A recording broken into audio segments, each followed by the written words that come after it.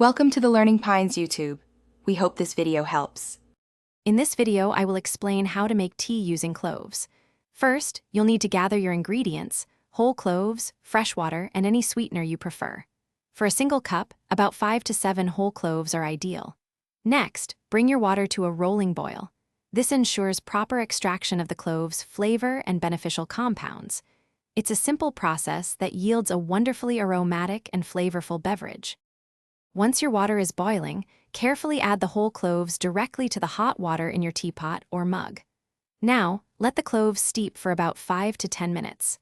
The longer you steep, the stronger the flavor will be. Remember to cover your tea during this time. It helps to trap those wonderful aromatic oils, making your tea even more fragrant and potent. After steeping, it's time to strain your tea. Use a fine mesh strainer to remove all the whole cloves, ensuring a smooth drink. Now, you can customize your tea with your favorite sweetener. A teaspoon of honey or a bit of sugar works beautifully. For an extra layer of flavor, try adding a thin slice of lemon or orange. It truly enhances the experience. To personalize your clove tea, feel free to adjust the number of cloves to achieve your preferred strength.